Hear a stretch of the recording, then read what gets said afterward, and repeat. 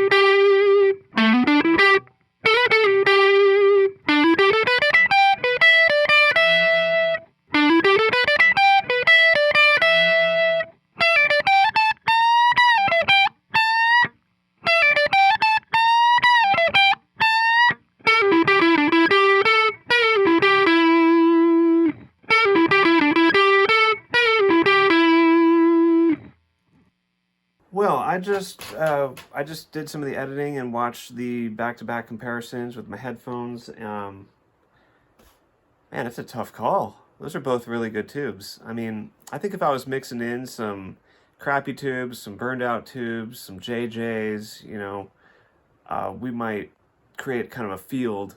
And I have a feeling that the winged Cs and the RCAs would be both in the top of the field. So it's like, there's not really a clear winner. I mean, they're both great. I do actually prefer the RCA. I've listened to these winged Cs a lot. I've played the sample a lot. So hearing that kind of new sounds, kind of filling in the gaps, and like where I was kind of feeling like the winged Cs are a little weak sometimes, I'm kind of happy. I'm definitely going to go with it. I initiated this change of tubes because I was noticing the microphonics. I was starting to hear it. I think I might have, you know, I've used the amp quite a bit in the past few years. I like to run it hot. Maybe I've sort of burned through one of those. So besides the fact that it's a little bit microphonic and maybe getting near the end of its life, those winged Cs are awesome, so I'm going to keep them. Like, I'm not throwing them to the side. The results are close, and I'm happy with both, so it's cool. I've got a backup pair of tubes. In any case, two super cool tubes. Let me know what you think in the comments down below. Please subscribe, like, share, tell your friends, and stay tuned for more.